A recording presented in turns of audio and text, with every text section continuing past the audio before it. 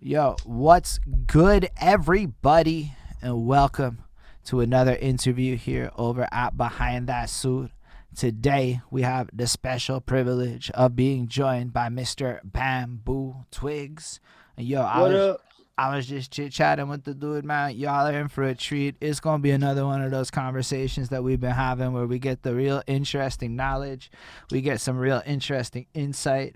Yo, the guy's definitely got talent. All right, so let me tell y'all, I went ahead and I bumped his stuff, and I was checking out the versatility in what he does. For all y'all old heads, I recommend you check out that most recent track he did. Shit, I don't remember. What's the most recent one he did called? I can't remember the name. I'm so sorry.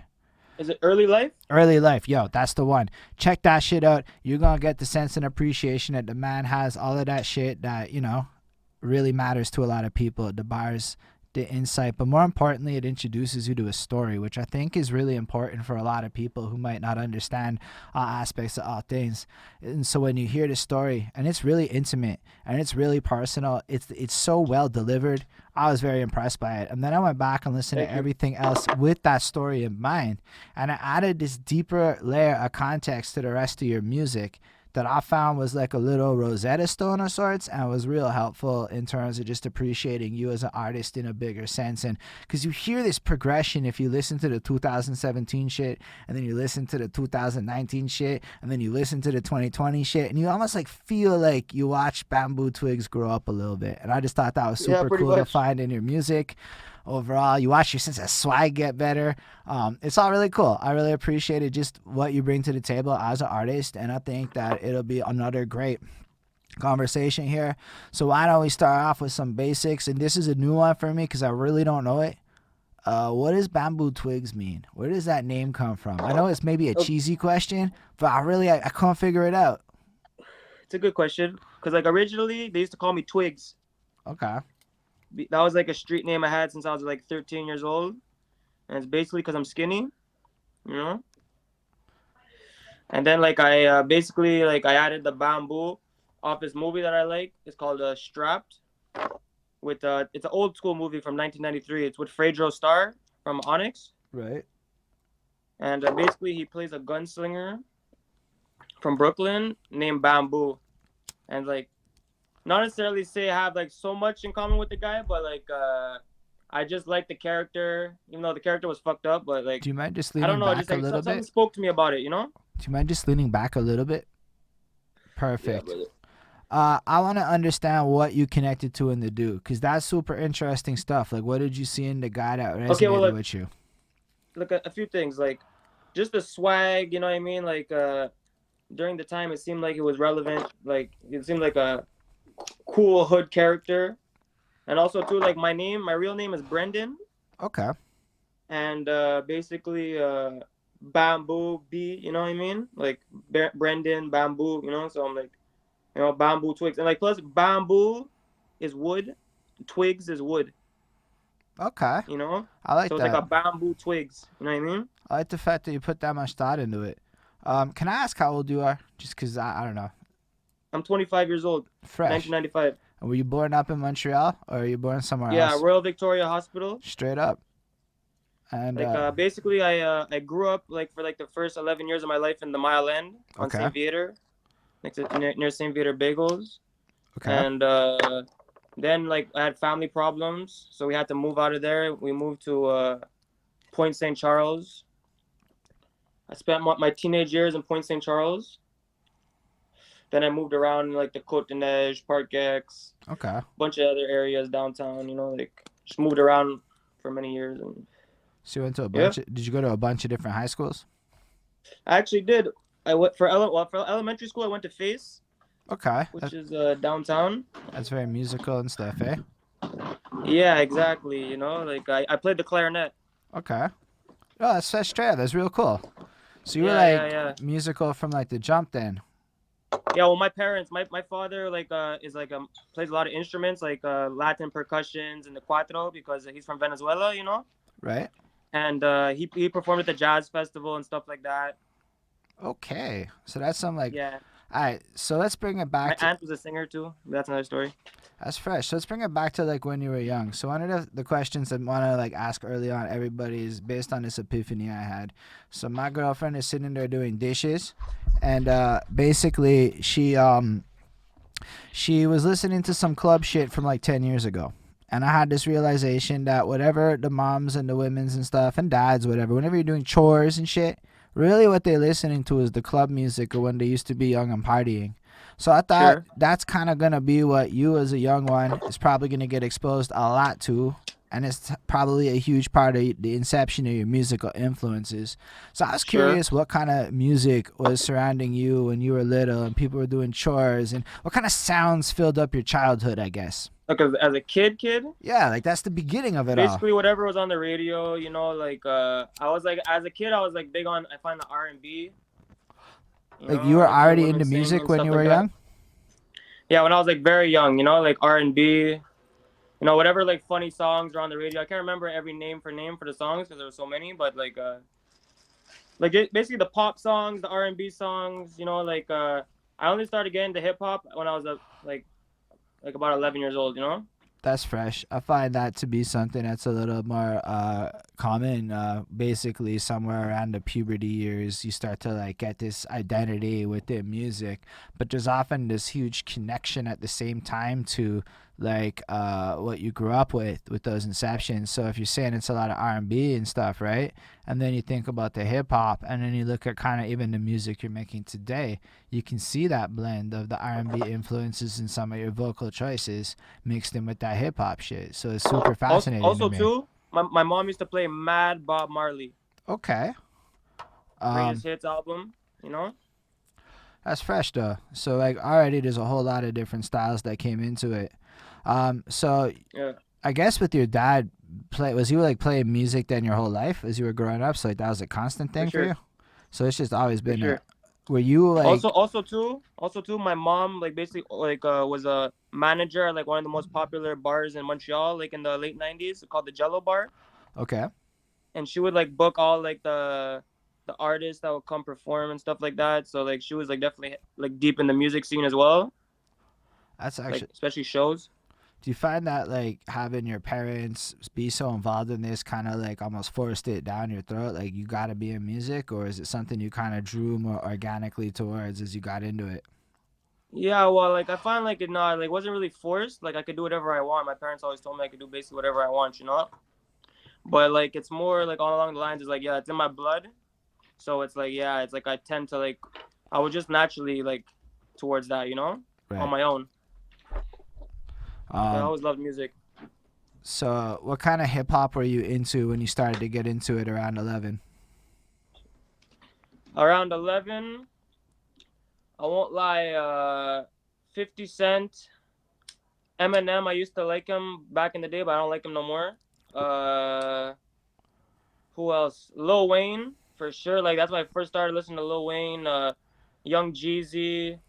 Uh, Cause you have to understand, like I was going to the youth center, like on my street on St. Peter, Okay. and they used to play BET. Like they used to have like a tape of BET. So I would see all like the music videos, you know, like from the states and stuff like that. All right. And like whatever was like on 106 in Park back in the day is pretty much what I fucked with, you know? Fair enough. So in a lot of ways you were just exposed to it and you just kind of absorbed. When did you decide like I'm gonna start rapping and shit? Like start writing, start actually moving towards the creation process of it. Also, where did you go to high school at this point? Like, cause you went to Face Oh when you yeah, were so young. sorry, I went to Marymount Okay. for high school for like my first year, then they kicked me out, and I went to like several alternative schools. I went to Vizina, I went to Perspective in the east side. It's in Saint Michel. I went to then I went to Shawbridge. I Okay. went to school up there for a bit, and I did Montreal High, like adult ed, for a bit. That's fresh. Yeah, That's I like the fact that you just kept grinding at it. And I say that yeah, I because tried. I know that people have not pursued it like that. But yo, like I'm not completely done. Still, I still got like a few more credits, like a few more classes to do, you know. But I'm almost done. I'm like Sec 5. you know what, man? All I'm saying is you could have stopped. and you kept pursuing it. But at the same time, you could argue For sure. that you have maintained and done many interesting things since then and have not wasted your time. So it's not No. necessarily like maybe the hugest priority. So let me answer your question from before though. Like when I first started, like literally, like the first time I wrote like a song, I think like a rap song. It was like when I was like that age, you know, when I was like 11 and shit, you know, or like maybe 12. I didn't really take it seriously. I just wrote it, you know what I mean, like whatever. The rhymes are like fairly dope. Like I got inspired off Lil Bow Wow in that time, you know. Actually, I should mention him too, you know. Lil Bow Snoop is Dogg, fresh. Lil Bow Wow. These are all guys like the mainstream rappers, you know. Do you remember your first bars? Not really. That's No, I fair. don't. But well, apparently my dad told me I was rapping in the cradle. You know what I mean? He had a video, but I might find that somehow, you know. But basically, like when I really like started recording, becoming a recording artist, like not like freestyles. Obviously, over the years we do freestyles and stuff. But recording, like my first track was at 16. Yeah, I believe I was 16 years old. I went to the original Makeway Studios, which was in Buds' basement, Right? in Yeah. at his parents' house, whatever. And yeah, so that was with my boy Chemo, you know, Stephen Fields, you I know, do know R.I.P. You him. know, died of cancer, but Yeah. he's one of the reasons why I rap. You know what I mean? Because before he died, he made me promise to him that I'll keep the shit going. Right. You know? That's really fresh. I do know him. I met Oh Buds shit. not long Oh before. Buds, okay. So I know Buds from like 2012. Like I met him like right, I don't Okay, know, that was around. around the times I was going there. You know? So like I met him around that point. That's kind of when I got into the scene. So I believe I met him like one time because they were all at the same show. It always be the same people at every show that was coming through for a minute. And anyway, I know I'm at least friends with that guy on Facebook. Rest in peace still. Every year it comes up, and every year I see y'all show love to him. And Okay, I actually, hear it's that. big Yeah, yeah. respect, right? Because y'all really do keep that guy's name alive, and that's very important, I think. For sure. But It's yeah, part of the reason I made my movement. You know, Young Legends Mafia. You know? I definitely did want to ask about that at some point. When did this start? Was it all related to his passing? Him and two other friends, because I had like three friends that died very young. You know, him, Valentino Visions, like we call him Visions, and Boar. These three guys, they died. You know what I mean? So I was like, I made like Young Legends Mafia, kind of like dedicated to them in a sense because they died young. So they're like young legends. Mm. Not to say that we're all doomed to die young. You know what I mean? But that's just like No, but the idea behind it. You know? it's fresh. It's like a way to honor them after the fact and keep the memory alive. I really appreciate that kind of thing. And it adds like a little bit Yeah. more meaning to it. That's really cool because you guys shouted out a bunch, and at least you shouted it out in quite a few tracks. So it left me with the curiosity of what was beyond it, the meaning behind it. But that's actually really touching.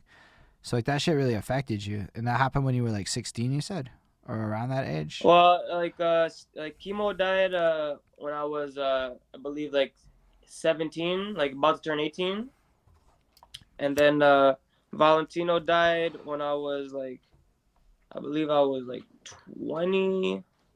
I just turned 20, like, and then Boy died when I was 20. So yeah, they both died the same summer. I don't know. I can't even imagine how hard that must have been. But like it seems like you use that as a fuel It's fucked to up.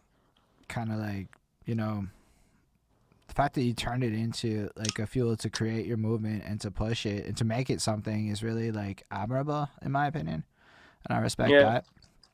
But so you basically ended up with Buds at 16 recording there, and then at that point, did you do a lot of music or was it just like you No, here and no, there? that's it. Like I made like a 1-2 track. Like I was like a featuring for my boy Chemo because he was getting serious with it, and Mia was just like, okay, forget that. Like not to say forget that, but I got lost in life. You could say. Right, that You know makes what I mean? sense. Like just living, growing up. You know, like I wasn't really ready to be like a star. I guess you know what I mean.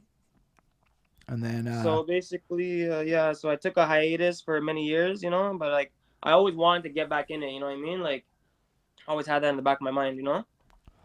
so then so after they passed you decided to get back into it, and then when is this, what year is this, do you really decide, okay, I'm gonna take this seriously and I'm gonna Like start the like, end of 2016.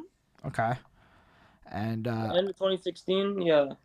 So how did you actually do it? Because I see that you have video styles and productions. I see you really have done a lot where a lot of other artists may have struggled in terms of having dope visuals, in terms of having this style and presentation. Like it feels like a lot went into thinking about what you wanted to put out into the world. So I'm curious a little bit about the journey of how you go from just, the 1-2 track to all of a sudden you're just very I would say finessed is a good word to describe your brand. Like it's really clean. So like, Well, at the end of the day, like all I did was like in 2016, like I just said fuck it, I'm gonna get all my money together. I started going to the studio, you know, and like from there I was like, okay, yeah, like once you start making music, like you just like it's just natural, you want to take it further and further, you know what I mean? Like you make the song, well, and then you got to make the video, right?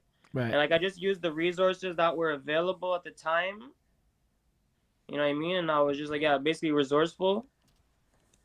And but like, yo, don't get it twisted, like I put mad money into this shit, you know what I'm saying? That's fair. You know what I mean? Like, yo, like not everybody does, but like most people, like they have to. You got to pay the cameraman. Like, let's just say everything in the video, like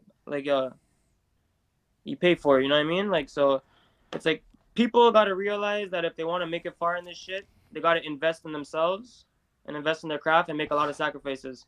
No, You straight know, up. I agree with make a that. lot of sacrifices.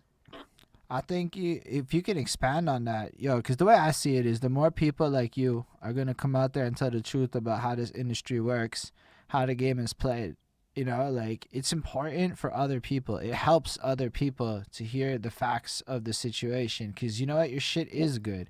And Well, basically, it's like a puzzle. You just got to put the pieces together because like all the pieces are there. You know what I mean? right. So it's like you got to figure out what pieces fit where, and you know what I mean, and make sure everything works on time. Like, feel me? I definitely do. I'm just, And always be on time. so punctuality in the literal sense of being on time? Is that What? you're saying punctuality in the literal sense of being on time is important? Of course, yes, exactly. Like if you have a meeting at the studio, make sure you're there. Like maybe even 10 minutes early. You can smoke a split before you go in. Like because the thing about it, at the end of the day, you gotta realize like time is money. You know what I'm saying? Yes. So it's like, yo, if you're wasting people's time, you're wasting people's money, and you're not only that, you're wasting your own money. So it's like, why are you gonna waste? Like, just be smart. Like, also, people take you more seriously. Like, it's just like, yo, every single that's the biggest advice I could give to any upcoming artist. Just be on time and like stick to your word. If you say you're gonna do something, do it. Type shit. Yeah, it's big facts. It's exactly how you build professionalism. And to his credit, he was absolutely ready on time. When we had agreed, he was punctual, and I appreciated that because Yeah. I've had people show up mad late. I had one guy. Actually, want to hear a funny story? Yes, I do. Like, you see how like right now I'm all like lined up and shit. I got to the barbershop on time. Well, look, I was on the metro, okay, today, and basically there was some guy literally sat in the middle of the tracks at St. Henry. So basically, like we were like right about to pull up into St. Henry station, and then the fucking the train driver had to like pull the brakes. Right. So we all, basically like a few people like went like not flying, but like they fucking got jolted. You know what I mean? We're like, what the fuck? Like it was like an abrupt stop. That was like. And basically, we were there for like about 5 minutes, and they made us all get off the train. And I seen that shit. Like I seen the guy like some like well, it's a sad soul. Like some poor guy. Like was like fucking just chain smoking cigarettes in the middle of the track, like sitting down. Like, and like I seen all the cops about to arrest him, and yeah, I'm like, yo, fuck that. Like I'm out of here. Right. Because I had to get to my barbershop appointment. Anyways, just to say that like, yo, things happened tonight. You know what I mean?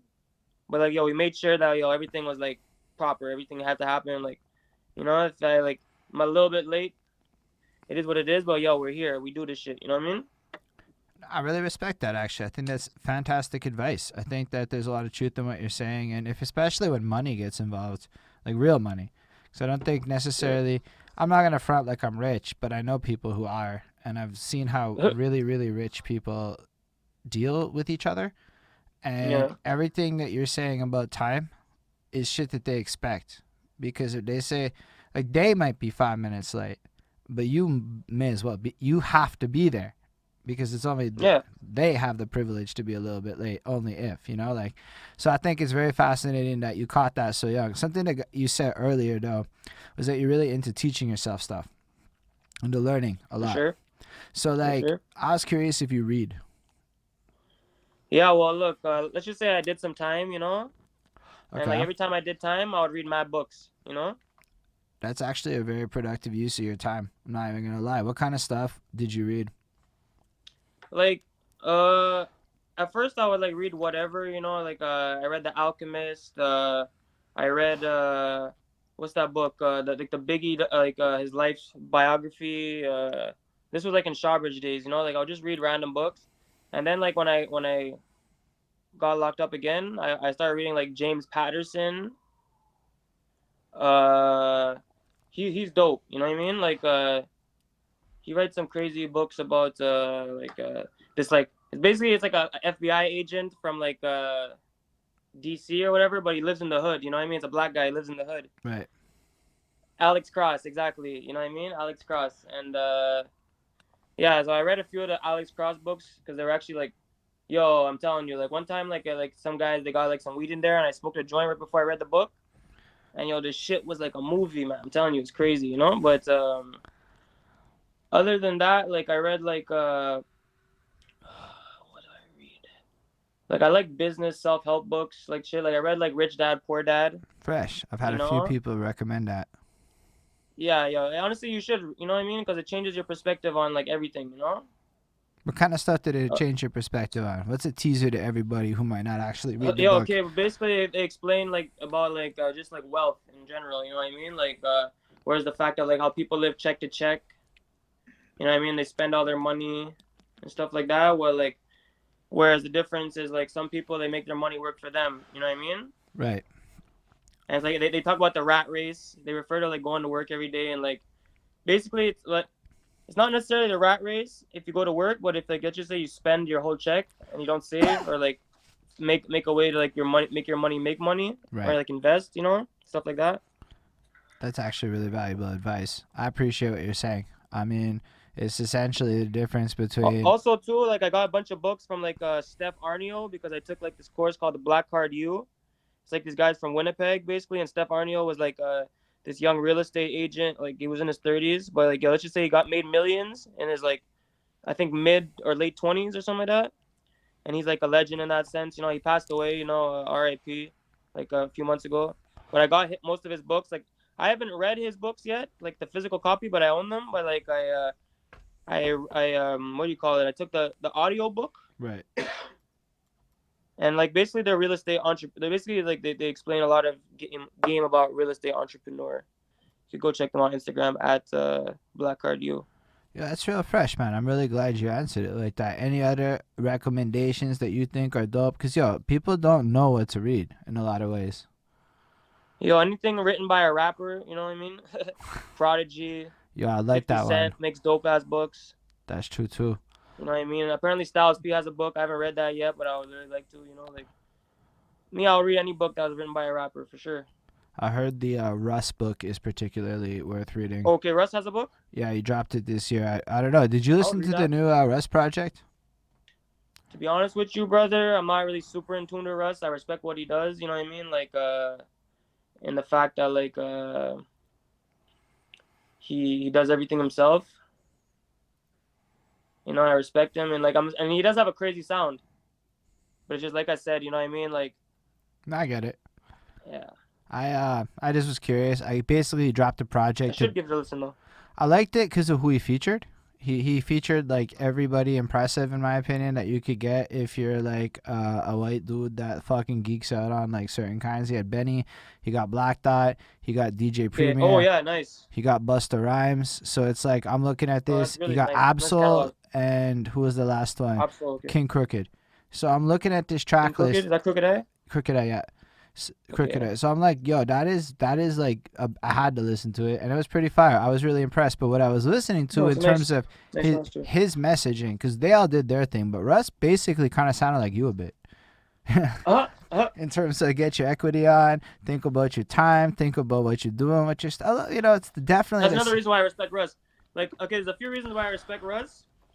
is because he was like against the whole Zan thing. You know what I mean? He was only the only people outright talking about like fuck Zan and all that shit. You know what I mean? Fuck lean, all that. You know what I mean? Fuck drugs in general. Right. And that's the type. I mean, that's the type of time I'm on.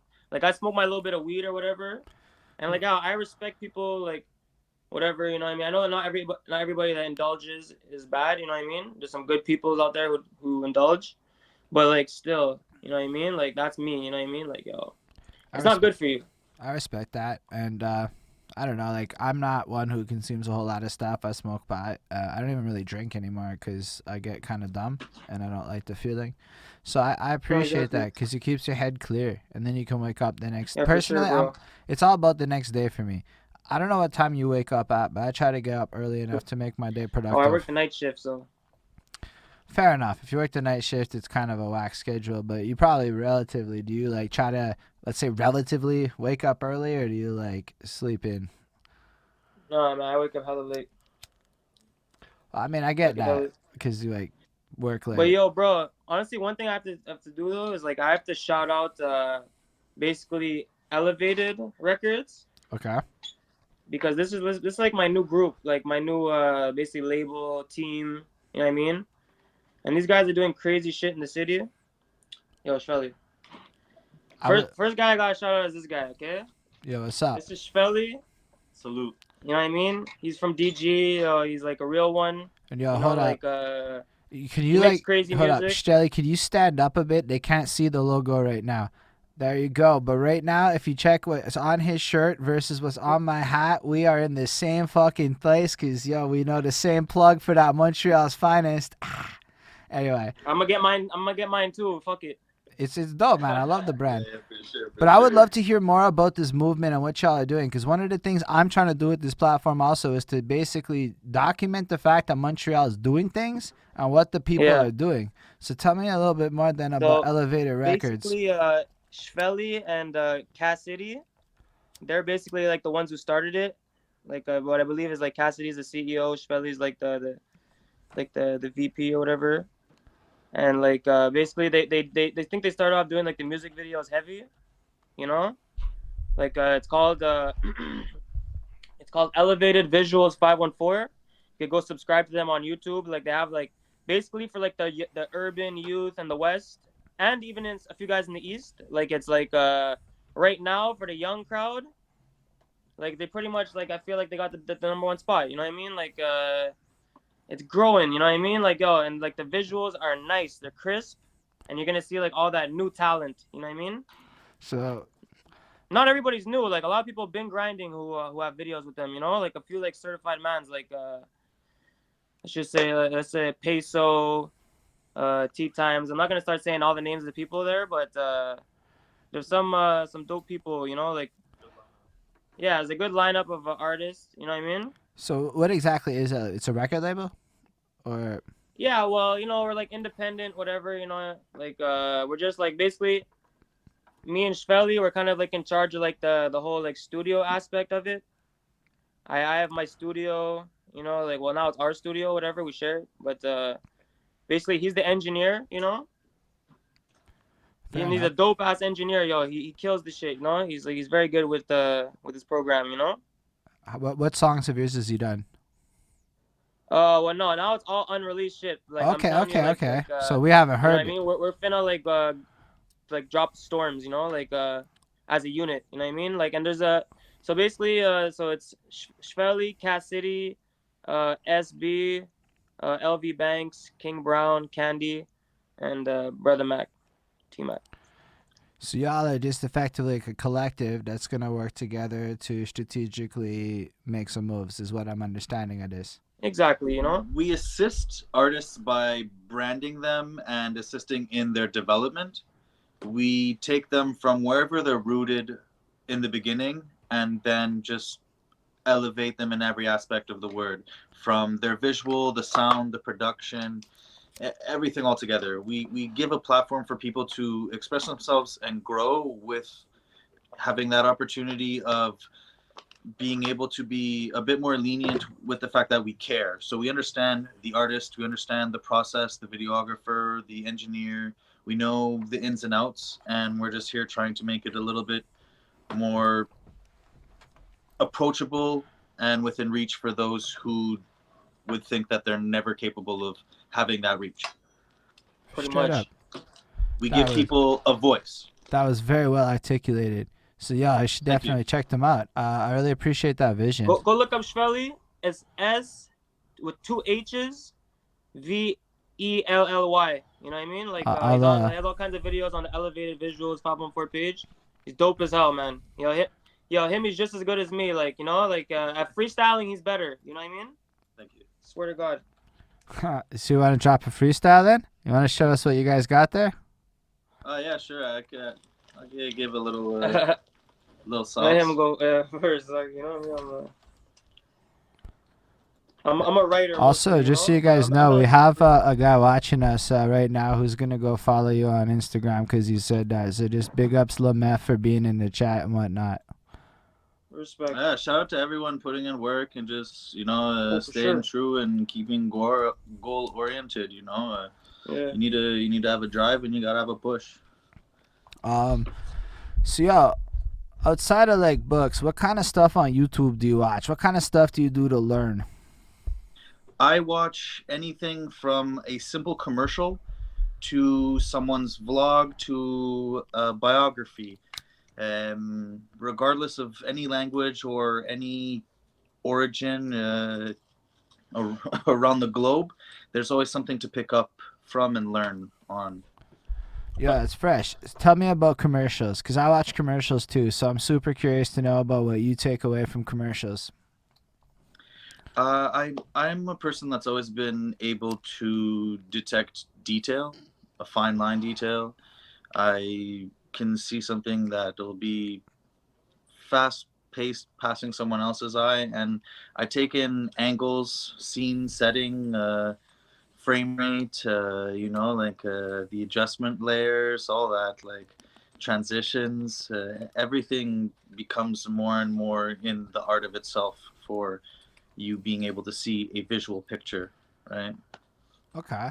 Do you have an example of like something super profound you saw recently in a commercial that people could identify with? To be honest, I don't watch a lot of TV, but I watch a lot of like random YouTube segments or little commercials and these ads that pass by, or even just generally like a billboard or something, something out there. Like I'm a person that's always on the go. I'm either stuck like working with this artist, I'm with Bamboo Twigs, then I have other artists on the label that I need to have meetings with and work with, and it just never stops, so. True. Fair enough. So, when does this tape that you guys have working out, when does this like collaborated attack, I guess, happen? Right now, I'd say in the last 2 months, we've put in the workload of an 8-month period. So we're up by a gear right now.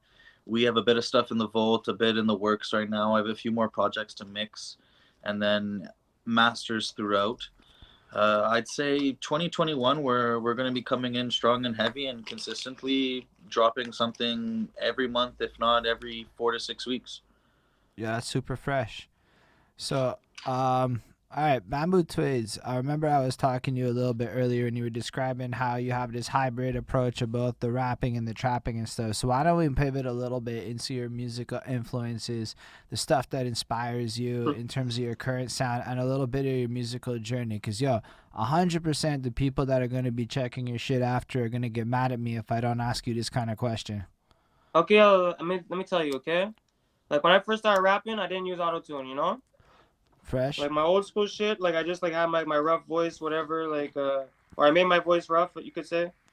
But, like, basically anything East Coast, like, whereas, like, all, like, the NYC cats, you know what I mean? Like, D-Block, of course. Like, I know so many mans shout them out, but, D-Block, Jay-Z, Dipset's heavy influence for me, like Cameron, J.R. Ryder, and me and him, we saw Cameron live. That's funny, like, but fucking Mobb Deep, you know what I mean? Like Philly, I love Philly rappers, like Meek Mills, Beanie Siegel. Beanie Siegel, yeah, Earlier for sure. influence. Yeah, no, I love Beanie Siegel. Like So, anything state property, like Freeway, like even like I used to listen to Underground too. Like let's just say Jedi Mind Tricks, Immortal Technique, Necro, Ill Bill. You know what I mean? I fuck with all those guys. You know. so what is it that Look, you like? now as far as the auto tune, as far as my whole auto tune love, I think like it really started for me like a bit with Future, and then like yo, start fucking with like Lil Durk and Young Thug. You know what I mean? And then like once Toronto Wave came out in like 2016, like a bunch of rappers came out of Toronto. I would have to say like Casper, Robin Banks, Pressa. You know what I mean? Like really did it for the auto tune. Yeah, Bully, D Block Europe. You know what I mean? Like D Block Europe is from UK. They like basically they're like auto tune dudes. Like but like they rap. You know, but it's crazy. So I guess what. So that, like, I think it's really cool that you put the names down. But what I'm super curious about is what attracts you to both sides of this. Like, what is it that you love about these different acts in terms of like appreciation for what they do? Well, at the end of the day, bro, it's like remember I told you the R&B, right? Yeah. So it's like, yo, I'm a big like, cause like, okay, oh yeah, one guy I forgot to shout out was actually Max B, and actually he's the most important guy of all because Max B is the first rapper that I heard, and Max B is a Max Bigavel because he's a mix of Machiavelli, Biggie Machiavelli, and Jigga, you know, Bigavel. So basically, he's the first rapper that started using like, no, he didn't use auto tune, but he started singing. You know what I mean? He had melodies, you know. Right. Excuse me. Yeah, he had melodies, bro. You know, so. So melodies you find are extremely important. And then he put on French Montana, you know, which French Montana too was a big influence as well, you know. And I don't know if you know too much about French Montana, but he's a little bit of a melody guy himself, you know. I've listened to some of his They stuff. call it wavy. That's the style. It's wavy. Okay. So what is like? So I guess like when it comes down to it, what makes you gravitate more towards the melodic side? Like, why did you end up going? You know because what? that's more music, like for me. You know what I mean? Like the other shit is like, cause like rap is like okay. Like my father, okay, hates rap music. Okay. Like with a passion. He says rap music isn't music. You know what I mean? Like I love him to death. He's a good man, you know, but that's his opinion and I respect his opinion, you know? Because he comes from a different era. He comes from like Earth, Wind and Fire and like all these like the Bee Gees and like whatever, Michael Jackson and like all kinds of like great artists. Like what's that guy, Roy Ayers or whatever, you know, like enough people. For right now, I feel like people require either a harmonized melody or something catchy with that a lot of background noise, make it like more juicy, kind of like they like That's that it. wet ambience. It's more relevant. You know what I mean? In this generation, that's what the youth want. You know what I mean? They don't want like early 2000s style like stuff. You know what I mean? Like maybe like the older guys want that, yeah. But like the youth. I think that's It's a been less super about important. less about lyric and more about And girls the too. general sound and vibe to it. And girls too. Girls prefer like auto tune shit because it sounds nice. Then just like straight like just dropping it like Nah, I completely no relate sauce. to what you're saying. No sauce. So It's sauce, you know. It's sauce. It's flavoring, you know. Like it gives it more flavor. You know what I'm saying? The auto tune gives it more flavor. Sauce. no, I appreciate that. It's something that for myself I had to learn to understand a little bit. And as I was mentioning a bit before we went live, accessibility in music is something important to me. Let's say you do have a message, right? So let's say you do have like the greatest shit to say. If you come at it with the most hard, dense, fucking deep poetics right now, there's a good chance that a lot of people, maybe your target who you want to hear it, isn't going to really ever listen to that track. And you're only ever going to preach to the converted, which maybe isn't like the smartest choice. Now, something I noticed in your lyrics is you point out There's stuff. power of direction, right? How do you mean? So, like, if you have a strong enough message, and you provide a bit of melody and some catchy element to it, Yes. you can have power of direction with that. You know that you persuade a little bit of people, but it's by tapping into small elements of the obscure, the different, that auto tune kind of technique, and bringing them to lily pad into something that with more of a message, more storytelling, kind of something more interpersonal in that regard. I love what you're saying, because that's kind of what, like, that was basically my epiphany, was what you just described. Is there's a lot of value in what you're doing, because when I listen to Bamboo Twigs' music, what I caught was this sense of life is complicated, like especially with your perception of police and how you present the, like, they're almost like look at you like, I think there was one track where like they see me from the hood, so they just expect this bullshit from Label me. me a criminal. Yeah, and it's like he has that openness, a certain level of openness, which is relatable to the viewer, the listener. You know, even if the unbiased person to be able to just hear your music or come along it, you know, it's, But- they're not going to but be like- guided in a different way to listen to something else. But you know what's funny though? One thing I'll say is this: is that when I wrote that song, I was in a different state of mind. You know what I'm saying? Like I wrote that song like actually about 2 years ago, but I only released it like a year ago or something. You know, so basically I was in a different state of mind. But now I like the way I think is different. You know what I mean? Like I know like some shit is like in people's heads. You know. The thing about that lyric that caught me is when you think about Montreal's police, they do that, right? That isn't like this far-fetched thing. I'm not to go like too political with it, but there is a little bit of an issue with Montreal police actually kind of having that perception. If you're cool and you're smart and you do your thing right, you know what I mean? Like you're gonna be good. You know what I mean? If you're like in shenanigans, then they're gonna get you. You know what I'm saying? I hear what you're saying, but the way that you framed that lyric though, it was just so powerful to me. It was a powerful bar. Like it was the kind of bar that makes you really like stop and think about, how do the police look at people? Because it's a superficial. They look at you the way you might be dressed. I have here's the thing. One time, just for myself, I had my hoodie up. I just had a hoodie up, and a public security guy.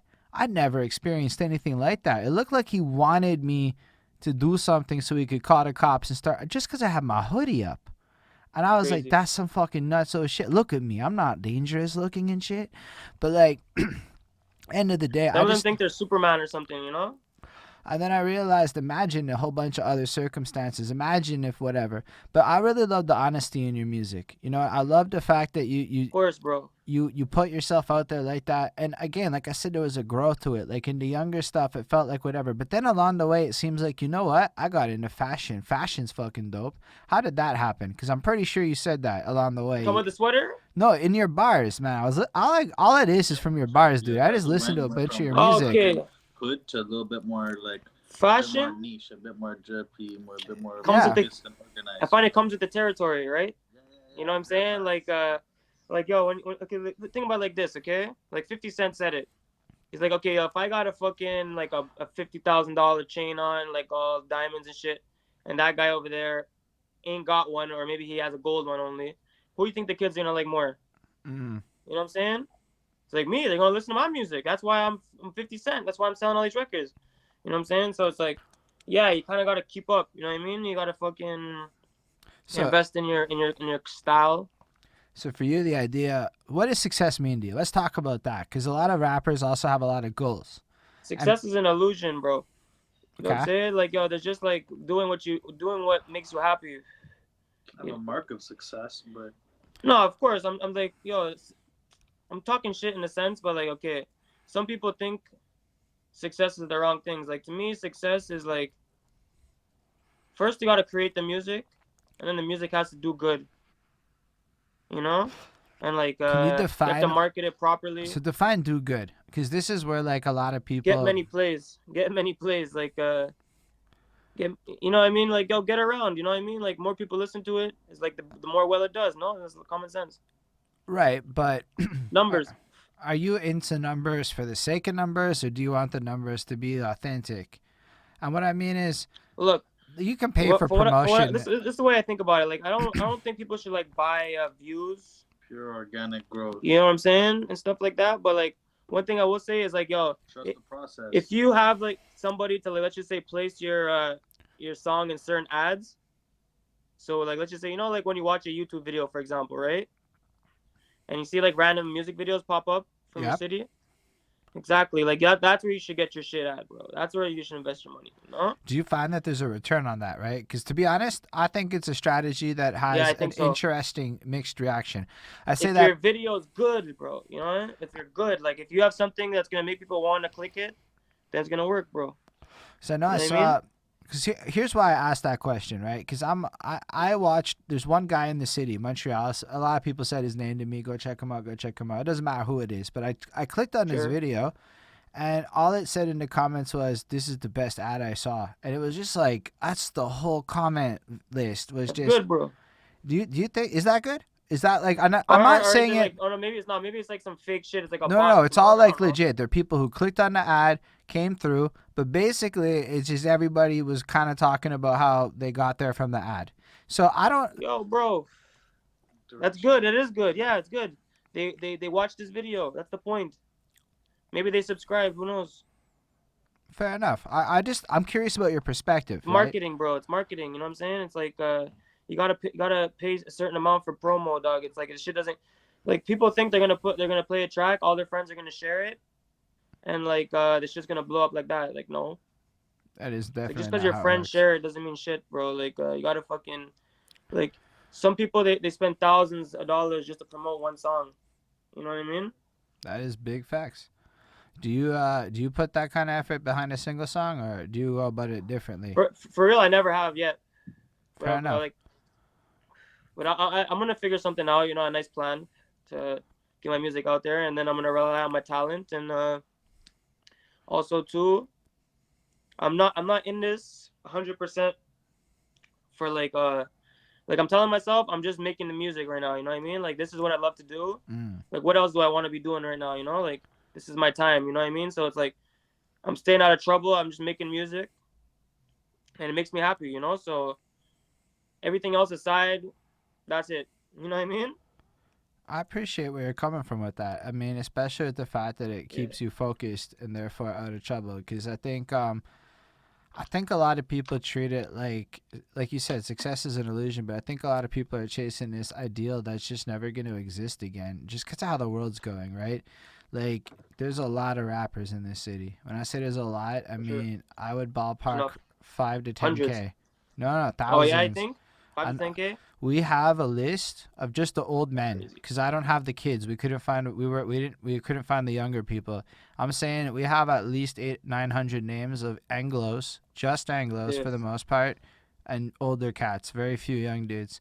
So if you add in all the young dudes, and trust me, if you drop it all the way to 13, you just got to imagine how many 13-year-olds in Montreal right now with their boys are putting together entire squads because dude's got his iPad beat maker going on and next dude's learning how to mix. So even us, you're more on my side of things. I'm in my 30s, right? So y'all on my side of things where we have to worry about bills. And these kids don't have nothing to do, but they're sitting there in class making beats and shit. So I look at it like, it's amazing. They have the time. Yeah, that's it. They have the time and the accessibility. You know, when we were growing up, we didn't really have that access for certain things, and these guys have it at like the flick of a finger. You know. So this kind of, I guess my curiosity is, does this encourage you or does it scare you? Because the reality is there's going to be a sea of art. Everyone's going to be an artist in some way in the future. I don't watch that. I don't really care about these kids. Like yeah, it's good. I support them. You know what I mean? But it's like, regardless, I don't care if there's like, I already know there's like millions of rappers. There's a shit ton of competition. I already accepted that. It's like, yo, this is my calling. You know what I mean? So it's like, I really don't like pay attention to that at all. And I just make my music. You feel me? I do, and I say that because I think, in a sense, sometimes I pay too much attention to stuff, and it freaks me out, and it cripples me a little bit. So hearing you say it's almost like you're putting. It's like the right way to look at it, because at the end of the day, what you're saying is, if I'm hearing it correctly, you're really doing this because it's what you do. It's who you are, almost. It's not. Pretty much. The time frame doesn't matter. The time frame really doesn't matter whether we started yesterday or tomorrow. It's the effect that we have with the work that we produce. You can meet a whole bunch of people, network with them today, and they'll be off tomorrow. But if you stay with what you're doing, then your end result will be different.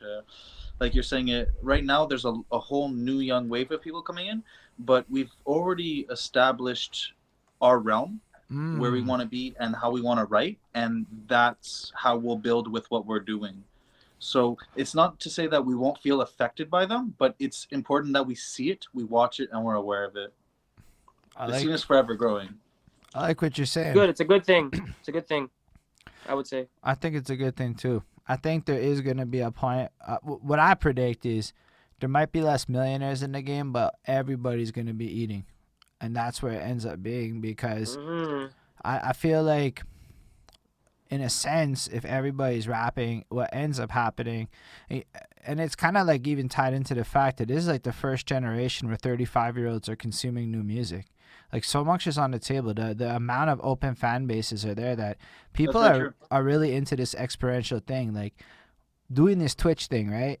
Maybe there's Yeah. not like the hugest audience today, but 2-3 years from now, we're all in VR worlds and shit, and your audiences are able to connect with you directly. And if you think about it economically, what do you really need in terms of success? You just need like 1,000 people giving you Consistency. $10. And a lot of people are Consistency. willing to give up $10 to support you if they really dig it. So the amount of available True. people versus the small threshold and the way you can cut out all the big people, it's like Patreon effectively. Can I make a quick comment? Yeah, sure. I have some videos at 700 views. I have some videos at 2,000 views. These videos, for my 700 views, I still have a steady stream of, let's say, 400 to 600 people constantly listening to that song. Whereas you have one song, let's say, at 80,000 views by another person, those are only one-time hits. These are people that clicked on it, watched it once, that was it. We have people who listen to our stuff, appreciate it, and stay with it. I feel that. All I know is that The fact that you can say that that bars, some of his bars and his lyricism had spoken out to you they did, man. is great in itself, because you guys spoke to each other without really knowing it too, you know? It was the appreciation of the music and what was heard. Well, the thing that really impressed me was how in the pocket you are, Mr. Bamboo Twigs. Like, Respect. the pocket is something I realized is important, and it's, I think, so my girlfriend was trying to explain it to me. We just want to have fun. And I'm like, That's okay, it. okay, it. that's actually a really good point. Now, maybe dudes aren't so on that we want to have fun vibe. Younger ones, yeah, but old men, no, we're kind of grumpy. But I realized that being in the pocket is kind of like that bouncy airiness to it. Like, I hear your pauses, I hear all this shit, but really what it is you become like an instrument as you're part of it. Yeah. So what's your favorite instrument? Me? Yeah. Saxophone. Saxophone. Why? Sound-wise, yeah, saxophone. What attracts you to that? Because it's an interview, so you try to expand on it a little bit.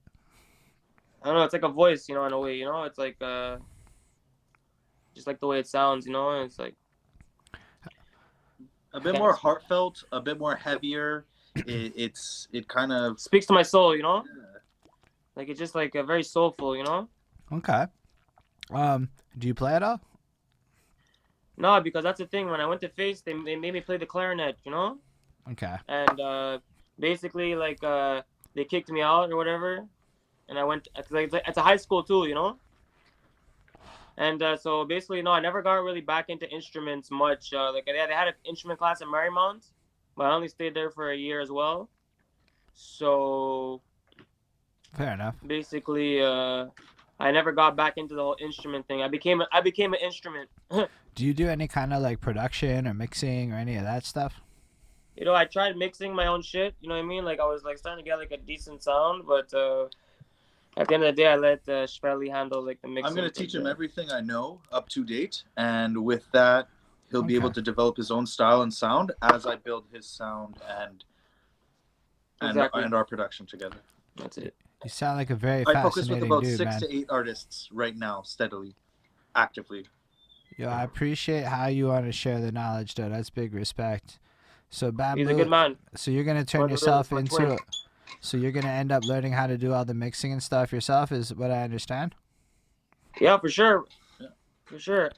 I will. Yo, what do you think we're gonna do right after this? Like, right after this is done, we're going to the studio. Like, I totally respect that. Do you produce beats or huh? do you guys into producing? Unfortunately, no. That's the only aspect that we haven't touched right now. Yeah. However, we're trying to reach out to a few producers locally, and it's always better to work within. However, we're always open to someone new, a different sound. Yeah. Shout out to Money Pacquiao. Certainly. He's a good man. You know, go check him out. Money Pacquiao. He's a Jay name I know. Lorenzo. Yeah. I Jay don't know Lorenzo. him. Like, that's his Instagram. You know. Yeah, a few Makes people dope have beats. worked. I've heard some of his stuff before. I'm pretty sure. I know I follow him. He's connected to I me. never actually went on his beats yet, but I'm about to get on one of his beats. That's fresh. And shout out to Harmonix Hits, because like basically like I got most of my beats. Facts. He's a big producer from Toronto. Okay. Like they made a song about him by Casper TNG. It's called Harmonix made a hit. Harmonix made a hit, exactly. You know, and yeah. So basically almost my whole first the EP Smooth Criminal. Like most of like the instrumentals are from him. If you notice at the beginning, you know, like so so that was pretty cool. There was like this what's that? Fraz Beats. He's a Quebecois guy. You can check him out on try to find him on Facebook or something. But yeah, he hooked me up with a lot of beats.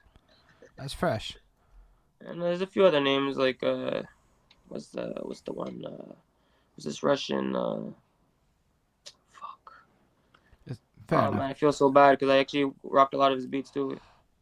But yeah, anyways, yeah, there's a few people, you know, like we get around, you know. So what about shows? I know you do shows because at one point or another, I had coincidentally booked the man. This was at a show that was supposed to happen. This is a big thing for me, bro. Well, right now we have 2 shows on hold for 2 different venues, and we're just waiting for COVID to clear up, and we have we have them ready to go.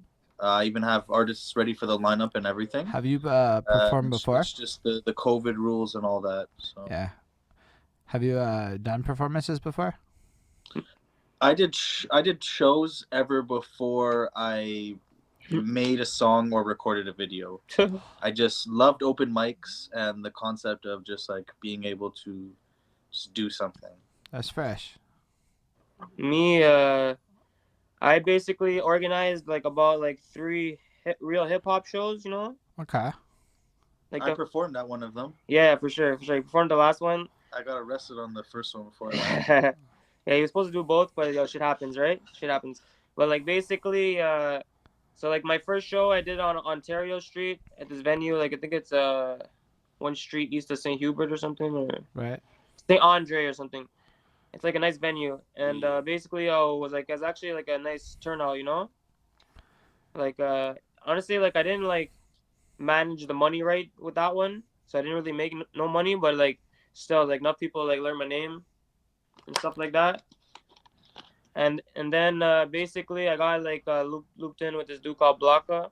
I know Blocka from Makeway Studio. Yeah. So then we organized a show together, like at the Belmont. Okay. And like it was cool, you know, but like honestly, like I found the first show was more lit, you know. And then basically, was the venue smaller so, like, or was it bigger? Because I prefer not Belmont, so I know what Belmont is. Belmont was too big for our crowd, I find. You know what I mean? Like I understand what you mean. I felt like if it looked empty, you know, like I won't even lie.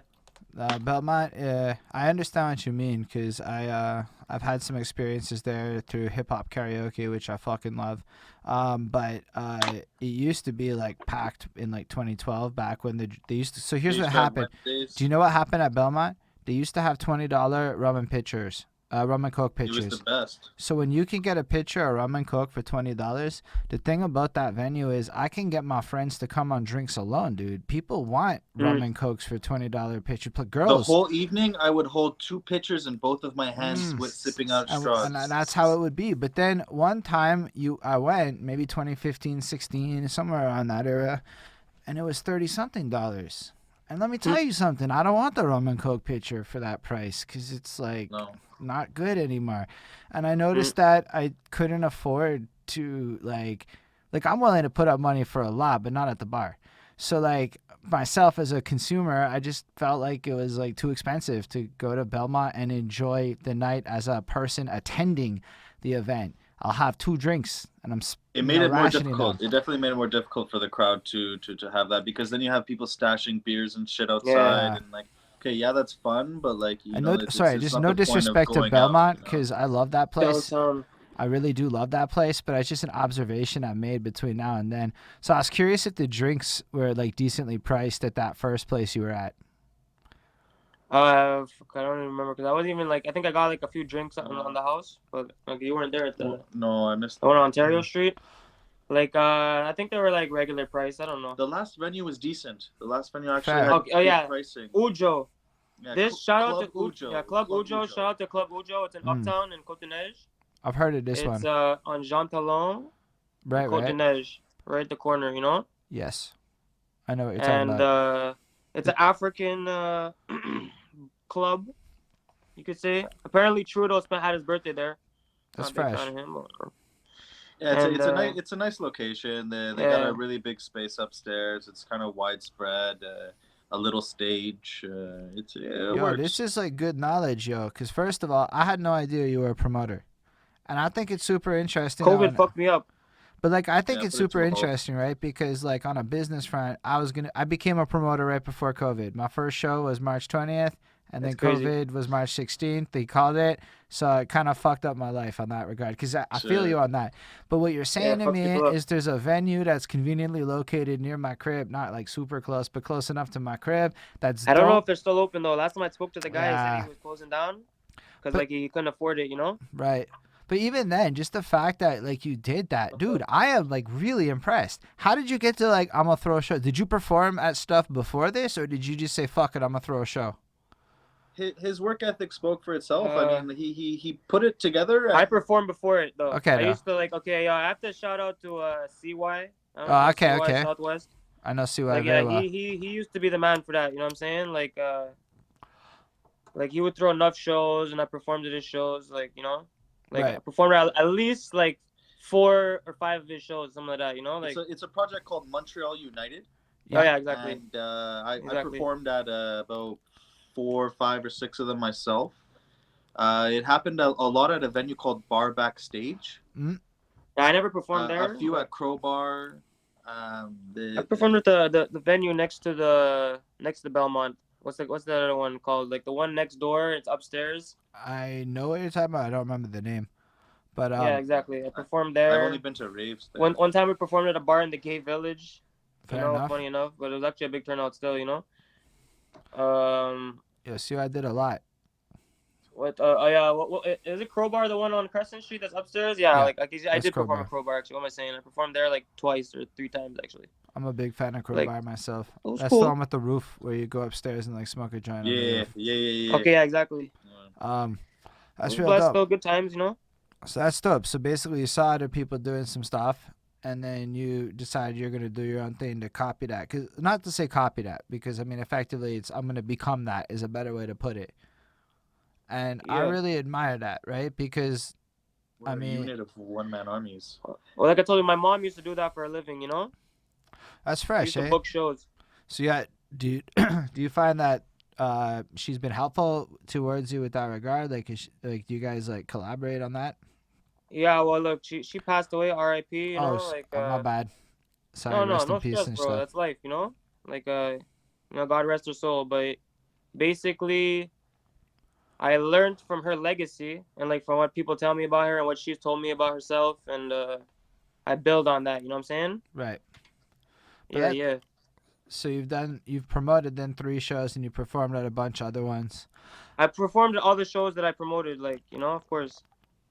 Like the main reason why I do the shows is so I can perform. Do you headline or do you get other people to headline or? I like to perform in the middle because that way everybody's there. You know, like I let other people like finish off. No, for if they real want. though. Everybody listening to this, if really pay attention to what he's saying, because what I'm hearing is a guy who watches it from like almost a data perspective. Because what he's saying about the middle of the show has to do with when the show starts and when the metros close.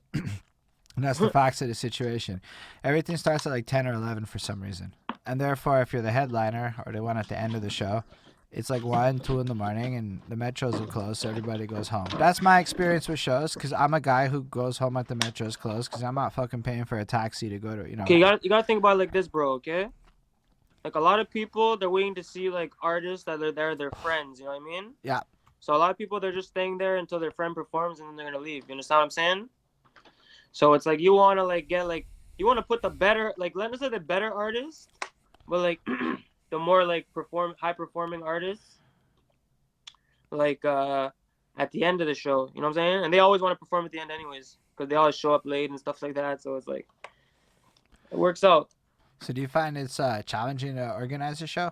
Like, cause like what would be the Challenging to best? organize the show. Yeah, what would be the best piece of advice you'd give to somebody like in terms of dealing with all Yo, the I pieces? find it's challenging in the fact of the stress because you have to make sure everybody comes. You know what I mean? Like let's just say like you have to book, like, I had to book a security one time, you know, like and like my boy shout Kilo Keys, you know, he's another member of Young Legends Mafia, as well as Shvelly, you know, music group. But basically, his uncle was my security or whatever, you know. So I was blessed in that sense. But you know, I had to pay them, you know, make sure they were on time, and then like, let's just say I had to make sure the DJ's there. You know what I mean? Like, I have to make sure all the artists show up. You know what I mean? Like, so it's like, but like everything always ends up working out in the end. Like, you have to make sure like you have the money ready for the venue, and like you book the venue at the right day. You know, like you have to make sure the money makes sense for how much you're selling the tickets. And like the main advice that I would give, and this is like actually big game. Actually, I learned this from Blanca, is that basically like if you're a promoter, make sure you make your artists buy tickets to perform. You know what I mean? Like tell them, yo, you have to buy 10 tickets for $100, and then you could sell them to your friends. You know, like, and then you make your money back. You know, Fair enough. because yo, if not, you're not gonna make your dough. Like, you know. I mean, Straight up. that's the reality of being a promoter. Like that's the facts of the situation. Either Yeah, it's just the way it is, you know. Like I know certain artists. Okay, let's just say if you have like a personal connection with them, or they have big numbers and stuff like that, maybe you can make exceptions, you know. But you gotta have like a lot of up and coming artists that are hungry, that are willing to like take that chance with their money and like try to sell those tickets, you know, like straight up. honestly, like I mean, personally, I'm not a huge fan of the model because when I started, I didn't have to. It wasn't a thing. But I spent a lot of time talking to a lot of people about this, and my position has in fact changed a little bit. Well, I'm not necessarily gonna buy $100 tickets myself because whatever, that's just not me. At the same time, there's probably a lot of people that can't perform very well, and maybe because here's the thing about open mics. Open mics often give you like one track and that's it. That's all you're out. You're not really getting a chance to perform to even any kind of an I invested give them like audience. 3 songs, like 15 minutes. So that gives somebody a chance, an opportunity to perform a set, right? Now, it's Yeah. not up to me to decide the value of something like that, right? But I'm going to say that it is a good opportunity for somebody that's never performed before to kind of get that video footage even. Because if you show up to that, you do your Yeah, very set, true. somebody films you, you get that opportunity. Because you know what I noticed is nobody films anybody Facts. at these shows. I don't know what it is, man. I go to these shows We and had try a to... cameraman, you know. I'm gonna post a video on YouTube of me performing soon. Like I didn't get everybody's, but But that's fresh. But I'm just saying, like, as like regular people, here's some free game. shout out Mike Drones. All y'all have smartphones. Just fucking open it up, put a little fucking video. Yo, people, you know, we have to understand though that it's kind of blessed in a way too, because like they're in awe. You know what I mean? They're actually just enjoying the show. Like they're not like on their phone. You know what I mean? Like it's So blessed. It's like bring it mean, back to the essence. I love what you're saying about most people, but as an artist, you should have a person on your team that is that show filming you. As an artist, But don't worry, we're gonna have that on deck, bro. Like But I'm for not like even- elevated, everything that's elevated. but gonna I'm, be I'm like- just saying it That's for an element that I actually provide, to be honest. I do a lot of behind the scenes for the videographer, for the photographer, for the artist, and for the people doing. At the music video the shoots filming. and stuff, you know. So I catch every element of the scene that day, and that way they get to relive a little bit. You know, we put edits on a few photos here and there. We'll send it back to them, and I mean, it's providing a bit more than just the average cameraman that or the average engineer does to an artist. You know. No, I respect that. I find that I find your approach to like that completionist thing. It's very behind the scenes, but it's very like complimentary to the what a lot of artists would think about. But I really like what you said, Bamboo Twigs, about getting people to be in the essence of the moment too. Because I didn't think a lot about that in this. In a lot of ways, I do think in every moment, just for the scene, in the city, we need more footage on YouTube so that because here's the one thing that I find a lot of people at these shows that we're lacking is just like people that are there for the show, right? There are some, but mostly it's the artist plus posse plus this that. It's not like, and this is no disrespect to anybody or anything out there. I just haven't Just the seen way a it lot is. of it. there's not a lot of like brands that people are in love with when it comes to shows. It's more brands that artists are in love with. And you know what? There's a lot of artists out there and there's a lot of posses and stuff. But every show I go to, I do like a head count of I try to like equate how many people in this show are actually like fans to like posse and artist. And that ratio is rarely very positive in my opinion. And this isn't necessarily a bad thing, which is where I went back to the footage. Because if you have 50 people in the room and we all start filming it, we all start putting it on YouTube, then everybody else watching it goes, yo, Bamboo Twigs looks lit. Yo, I want to go see Bamboo Twigs. He looks lit. And I just assume you're going to have a litter performance based on everything else about your branding. But I feel like that's why. Performances. Sorry? We do good performances. Do you perform over the full track or do you like rap it? Because I mean, no, I won't even lie to you, brother. I perform over my track. You know, like. I don't hate that with your style though. It's completely different than like what I'm trying to do with my style. I'm trying to like prove I can rap when I go on a performance because that's the old crowd that I'm going for. I'm actually going for the old man. That's cool though. I respect that though. That's hard though, you know. What you're like just like with the beat and just like every lyric bar for bar. That's hard though. Like when I see that shit, like I'm like, oh fuck, I wish I could do that. You know. Maybe one day if I practice, I could do that. You can. But it's just like I don't want to like take the chance of fucking up. I could tell you one thing. If you put 5 hours into any one track, you will not fuck it up for like ever.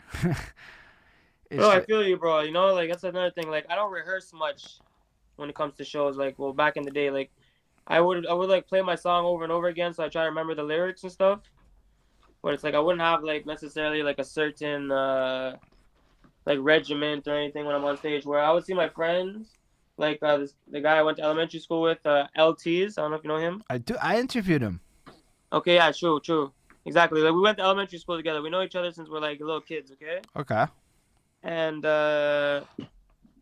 basically, I seen him perform, and he pretty much does that, and like he really like captures like he mastered the on stage performance because he was bred for that. You know what I mean? Like, you know what I mean? Like. He has like every step and body motion captured to a choreographed. Like it's amazing to watch. It seems like he knows what he's doing at all times. He's like aware. Yeah, and but I get the feeling like just given the way you described your stuff with Wavy and stuff that you're more about the experience of being there and connecting with people. Yeah, man. Me, I'm just there. Like I'll just talk my shit. You know, maybe bust a 1-2 move, but like I don't really dance like that. Like you know, I'm just having fun. Like, I'm not, like, really, like, that serious with it, you know? Like, but at the same time, I'm bound to perform, you know? Nah, I hear you. I mean, but at the same time, what you were saying is people are also paying attention and caught up in the moment of your shit, and you're creating a vibe with them is what I took from how you described your experiences with the performing. So on that front, that's the most important thing is that when people are there, they're having fun, right? Exactly, bro. And everything else that we may think about was cool or was important, in my opinion, is... So I used to be the kind of guy that was all like, oh, you got to be hardcore about it. Until I realized that I was sometimes rapping at crowds that would be like, and they don't even move. And I'm like, wait, what's wrong? And then I was listening to your stuff today, actually, and it reminded me again of how nobody's going to dance to any of my shit. And I have to start actually making stuff people can fucking dance to because how important that is. So I really respect... Well, hip-hop evolved. But even if you think about hip-hop evolving, go back to the 80s, right? That's the start of hip-hop. And do you know what the point of hip-hop in, like, 83 is? Shake your booty. That's all it is. Fun, like chilling, yeah. It's cool. It's in a sense, a lot of what you bring to the table with your melodies and your dancing is more in touch with the origins of hip-hop than, say, Heavy Devy lyrics, which is more an evolution on that, which was brought in the 90s. The lyrics are fucked up, too, though. And what do you mean? It's fun and jovial, but it's like, if you actually listen to the lyrics, it's some pretty dark shit, you know? So you've, like, gone all the way back through hip-hop history and listened to all of it. Me? I don't go like that far back, bro. Like the only thing I really touch in the 80s is like Cool G rap. Okay. You know what I mean? And like for other than that, like only listen to really like 90s, early 2000s and to date, you know what I mean? Like so like right now, what Jay-Z, shout out Jay-Z. Jay-Z's pretty wonderful. Wait. Reasonable Doubt. what kind of stuff are you listening to today? Like when you want to get inspired, do you listen to yourself or do you listen to other people? I listen to myself. I listen to hella Lil Durk. What else do I listen to? Now I just started like getting more in tune with Shvelly. You know what I mean? Shvelly's dope as hell. I'm trying to think like, D Block Europe and Bully influenced me heavy recently in like the last few months. Fair enough. You know what I mean? So you're like into more of this like That's the people, melodic side though, you know? but like these are people you know or dark. No, man, like these are like famous artists, man. You Like gotta million viewed artists. Like I don't know them. So you gotta understand that like Only Shvelly I know. Like I'm Shvelly is the only not one I mentioned. I'm unfortunately not that connected to all of the younger cats like that. I could like send you like a link to like their stuff or whatever, so you could check them out. You know, like yeah, they're actually super dope. Like I'd be mad curious to dope. know what songs you felt were like the most banging ones that inspired you the most. I'd definitely check those out because I'm just trying to expand my understanding of this. Because you know what I think is cool about you is you understand the marketing of this very well. Like D Block Europe, I would have to say like the song called Pain Game. What's the one? Kitchen Kings. That's a big one. Like with D Block Europe. Lil Durk Scrubs. It is what Lil Durk. It is what it is. Like this is like recent ones that like really like. Let me think. Like Bully. What's the song by Bully? Magic. Magicians. What's the one? No Light Bag. No Light Bag. Oh, that's the one. That's the one really inspired me like hard. No Light Bag. Yeah, good one. Yeah. It's such a big drive, and he was so catchy. Cause he's a melodic lyricist, you know, like So and the like catchiness- Casper TNG. very much in there. Casper TNG influenced me hard, like especially because like he looks like me, you know what I mean? He's like a white black guy, you know, like Right. I'm black, you know, but I look white, you know, and that's why they call him, you know what I mean? But just on the melodic shit, like when I heard him rap, I was like, oh shit, I gotta start making like go all out with the auto tune, you know. Do you find it like? There's many songs by him. Like you look up any song by him. So do you find that since you switched to the auto tune, it made a huge difference for you? For sure, more people started fucking with my music. Like I feel, like for sure, like that's when I really caught people's attention. Like, you know. I can appreciate that. So like, Good to be versatile. no, I appreciate the versatility because one of the things is even with the auto tune is you still have a complex versatility in your flow. I don't know if I would call it the most complex flow, but there's a versatility and like a structure to the way you write your tracks where it feels like you try to keep them alive in the way that like a boom bap rapper would in terms of keeping the flow alive and shit, but while bringing in that melodic energy. So I don't know. I feel like, what do you think down the line is going to make you like kind of pop against everybody else? Hard work. I feel like you just said it yourself. You know, it's the fact that he has this composition of auto-tune, postmodern type of sound, but with the lyricism of the '90s culture, the hip hop bred from the roots. You know, he has that message, that ability to storytell, but also that freehand creativeness with the auto-tune as well. You know, so I feel that he has a nice balance of it all. And it works nicely for an audience that cares and that would give the time to listen. And let me just say something. I forgot to shout out Stack Bundles. He's like an artist that really influenced me in the sense of like lyrical regular rap. Like Chinks Drugs, Stack Bundles. Yeah. Chinks Drugs is like a melodic guy in a way though. Like, but I fuck with Chinks Drugs though. Like, R.I.P. to them both. But anyways, I'm about to drop an album. Okay, like an EP actually. And it's gonna be only like that type of rap, you know what I mean? Like it's gonna be like straight bars. So just like proper rap. Yeah, exactly. No auto tune, basically. That's what I'm trying to say, you know. And it's gonna be called The Essence. Is there like a way you could give a snippet, a couple of bars you could drop right now, real quick? I can spit freestyle. I mean, I'm down to hear that. Of that project. You can not say at the no. moment, not at the moment, unfortunately. But definitely, I'm gonna send it to you, and yeah, hopefully you'll share it too. You know, like as it keeps people in tune. You know, if they follow you, they're gonna hear about it. You know, like No, fair enough. at the moment I can't get that. I should have prepared better, but No, it's totally fair, man. I just curious about that.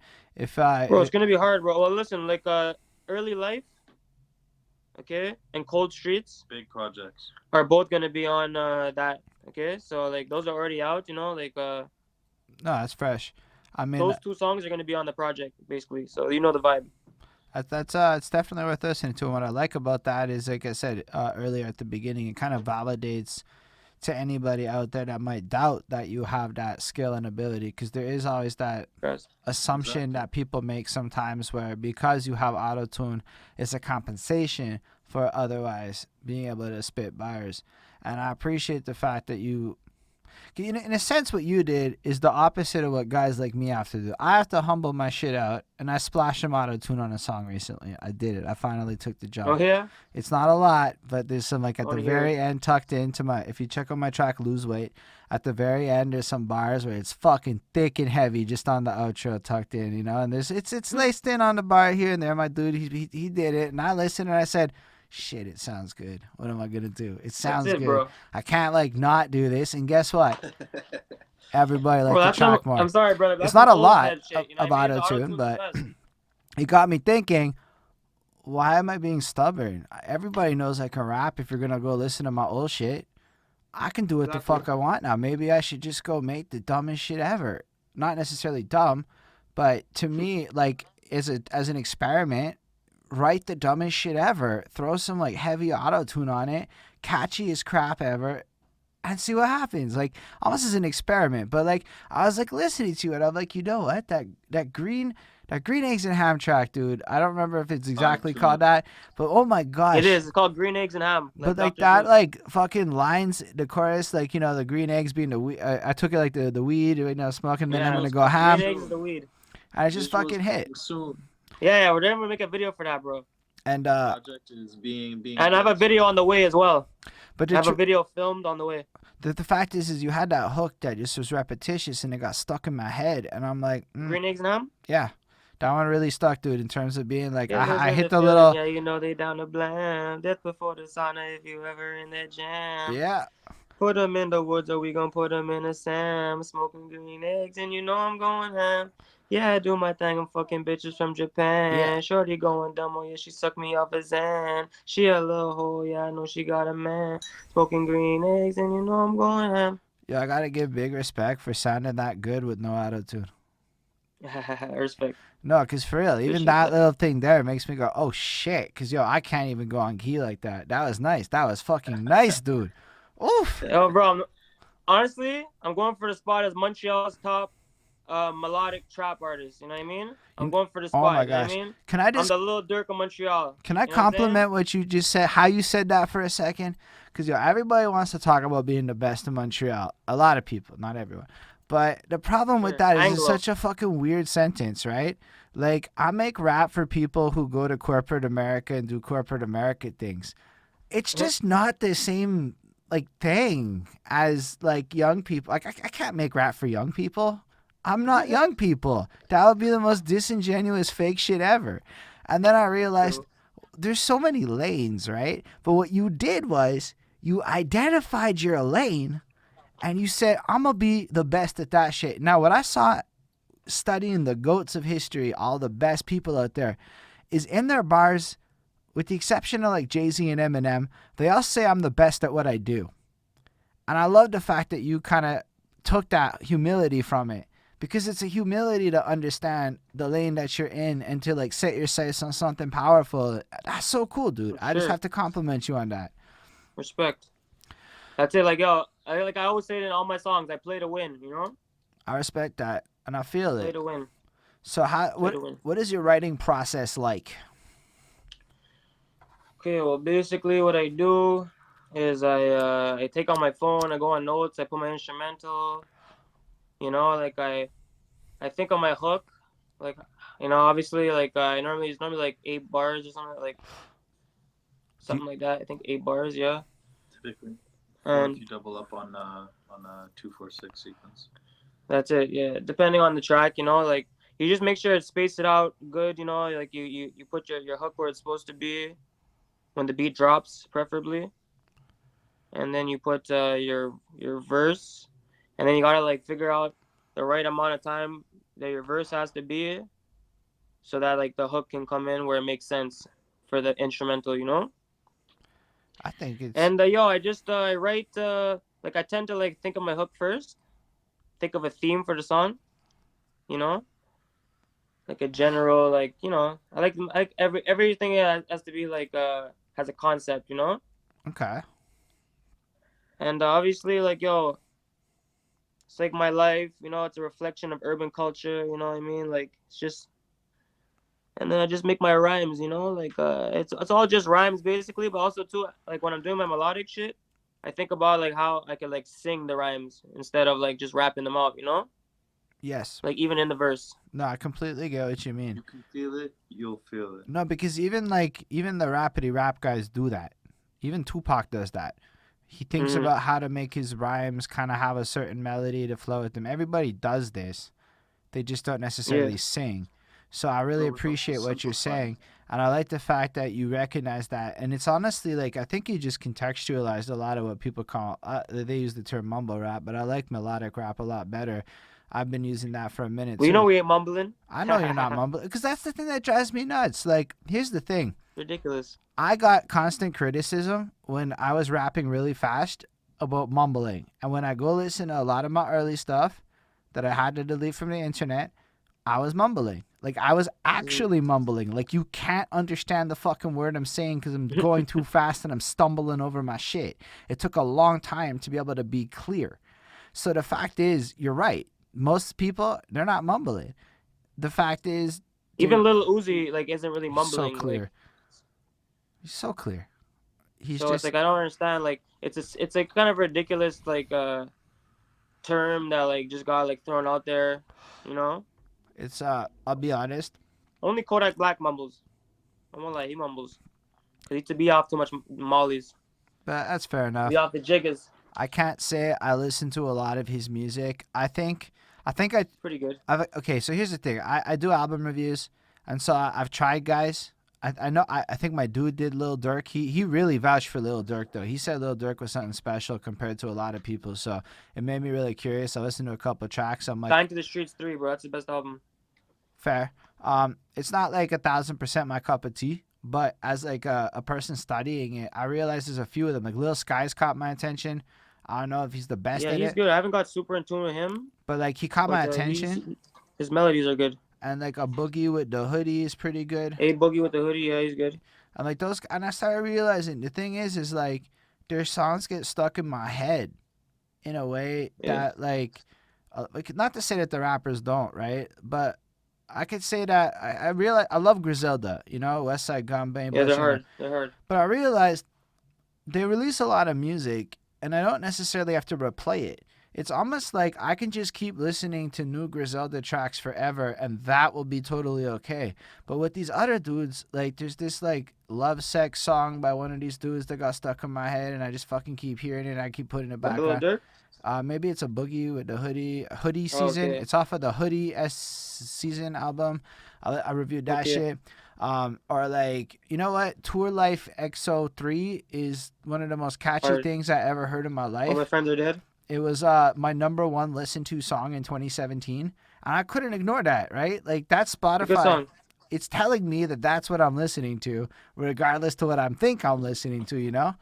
Oh, Yeah. on that note, how do you listen to music / find new music?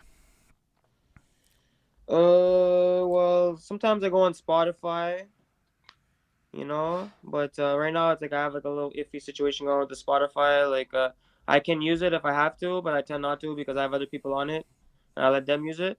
Fair enough. But if not, if I'm like taking a shower or chilling in the house, it's either I use iTunes on my computer on my laptop, or I go on this shit called Audio Mac. Okay, I've never It's heard of pretty that. dope. Like a lot of it's like it's free. Like anybody, like it's up to the artist to put their music up there. You know, like a lot of them do. It's kind of like SoundCloud a bit. Okay, You know, I'll definitely look into that more. I've never heard of it, but honestly, I don't know if just I'm another there. platform. If I'm not there, I want to be there. That's how I look at that situation. Yeah, people go on that still. I'm into all of it. You know what, man? I had somebody look at me after I had kind of an ego about SoundCloud for a minute, and then I had some guy who was young. He was like 10 years younger than me. He's like, "Is your shit on SoundCloud?" I'm like, No, "No." exactly. Enough people ask me for put my shit on SoundCloud, bro. And so I did. I put it on SoundCloud. You know what? Because they don't got money for no Spotify and shit. And I You know? think it's really smart of you to be like, I want to be where all the people are. That's really cool of you.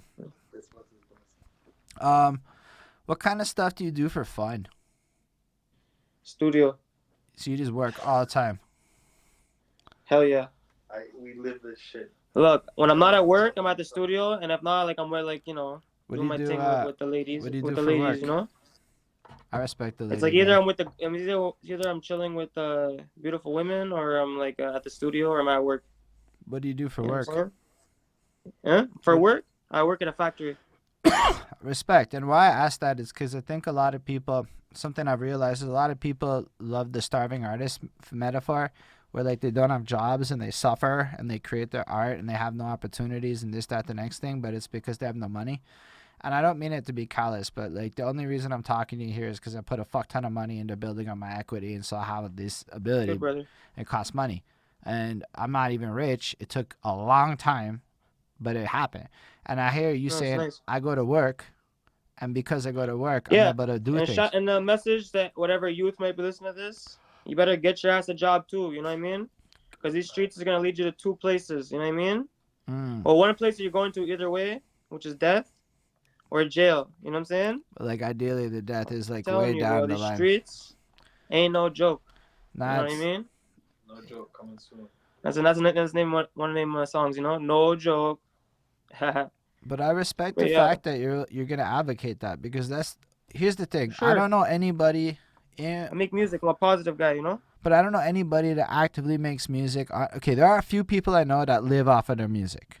But to get to the point that they lived off of their music, they had to work to get to the point where they could live First of all, off. if they're living off their music, they ain't living here. That's for sure.